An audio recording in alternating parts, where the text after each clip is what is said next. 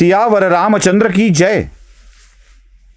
जांबुवंतानं सांगितलेली किंवा वैद्यानं सांगितलेली, कोणी का सांगेना, जडीबुटी सांगितली होती, संजीवनी बुटी सांगितली होती. ती बुटी नुसती बुटी नाही आणली, थेट फ्लॉवर पॉटच. प्रियसीनं फुलं आणायला सांगावेत आणि प्रियकरांनी फ्लॉवर पॉटच घेऊन यावा, हे घे असं म्हणून. ते फ्लॉवर पॉटपर्यंत ठीक आहे हो, पण ते थेट फुलाचा बगीचाच उचलून आणावा आणि घे काय घ्यायचे ते फुलं असं म्हणावं, अशी अवस्था जांबुवानाची झालेली आहे. जांबुवंतांना सांगितले, हे घ्या म्हणले संजीवनी बुटी, आपल्याला नाही कळत, राम वाचला पाहिजे, महत्वाचा आहे. ते म्हणले, मला वाटलंच होतं तू असं काहीतरी करशील आणि ज्यातून या सगळ्यांना जीवदान मिळू शकेल. ते म्हणले, मी काय करू, मला नाही कळलं. त्या संजीवनी बुटी मोठ्या आगाव, मला नाही कळलं काय करावं ते. मग काय नाही म्हणले, ती बुटी घे, ही ती बुटी, आणि ती सगळ्यांना, लक्ष्मणाला, रामाला, सगळ्याला जे जे जखमी झालेत त्या प्रत्येकावर तिचा वापर कर. कुणाला स्पर्श, कुणाला त्याचा खाऊ घालणे, कुणाला तिचं हे काढून रस काढून देणे, हे सगळ्या गोष्टी केल्या पाहिजे. मग हनुमानाने जांबवानाच्या सूचनेनुसार पहिल्यांदा मूर्छित पडलेल्या लक्ष्मणावर त्या बोटीचा प्रभाव केला आणि लक्ष्मण अचानक जागे झाले. मूर्छेतून जागे झाल्यावर सुद्धा लक्ष्मणा तोंडातून पहिला शब्द कोणता आला असेल, कुठं आहे इंद्रजित? मूर्छेतून जागे झाल्यावर सुद्धा. इंद्रजितासोबत युद्ध करण्याची खुमखुमी अजून गेलेली नव्हती, ती फक्त मूर्छा होती. रामचंद्रांच्या अंगावरचे ही सारे घाव नीट झालेत त्या बुटीमुळे, ताजे तवाने झालेत सगळे. संजीवनीच ती, नवसंजीवनी जी देऊ शकते ती बुटी. मग हनुमानाला जांबवानाने सांगितलं, म्हणाले, अरे जेवढे जखमी झाले त्या सगळ्याला लाव. पहिल्यांदा जांबवानं धरलं. म्हातारं म्हणले, जास्तच लागलंय, फार रक्त वाहून गेलंय आणि जुनं हाड, फार अजून रक्त वाहिलं तर दुसऱ्याला नीट करता करता जांबवान गमवायची वेळ येऊ नये. जांबवानावरती त्या बुटीचा प्रयोग केला आणि जांबवंत सुद्धा ताजे तवाने झालेले आहेत.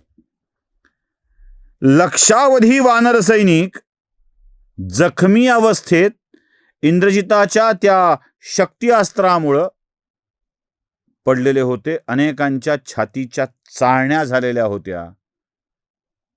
अनेक वानरवीर जखमी होऊन पडलेले होते.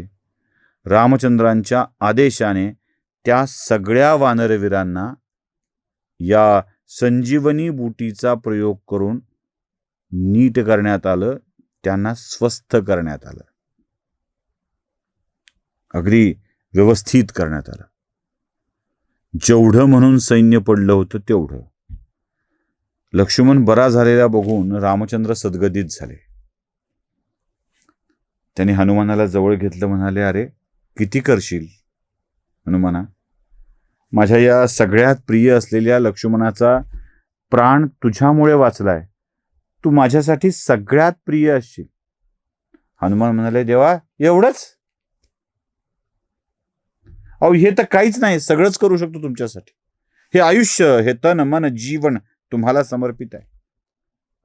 ते म्हणाले, फक्त लक्ष्मणाचं काय, मी अजून एक तुमच्यासाठी खबर घेऊन आलो. ते म्हणाले, काय?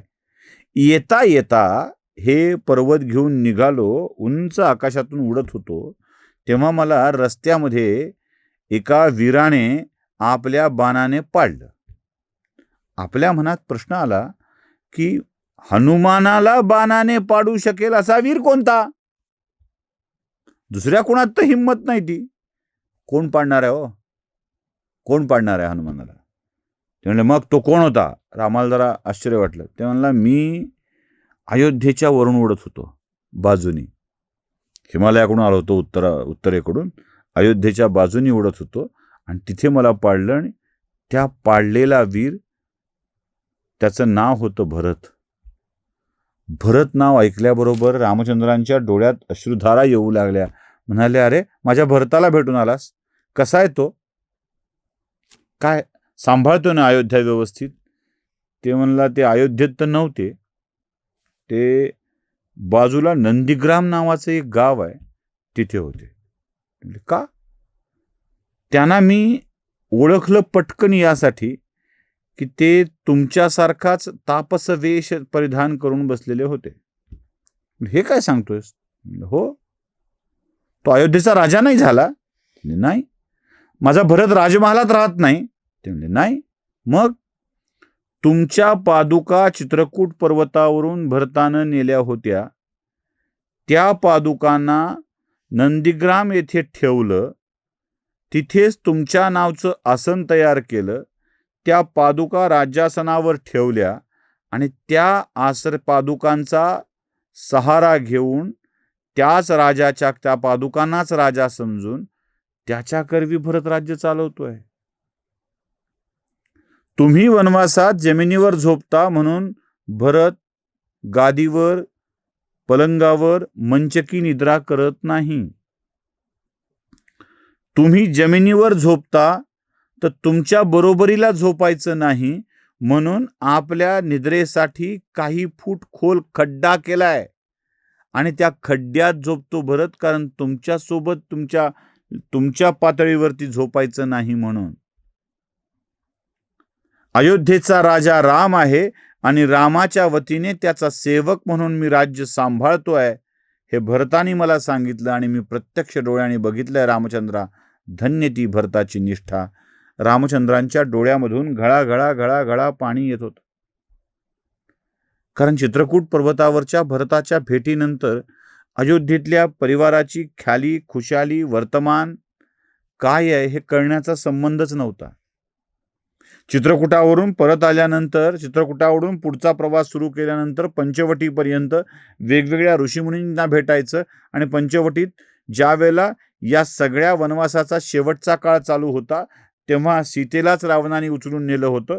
तेव्हा पुढची वर्ष दीड वर्ष ही रामचंद्रांची अयोध्येतल्या लोकाच्या स्मरणाशिवायच गेली होती.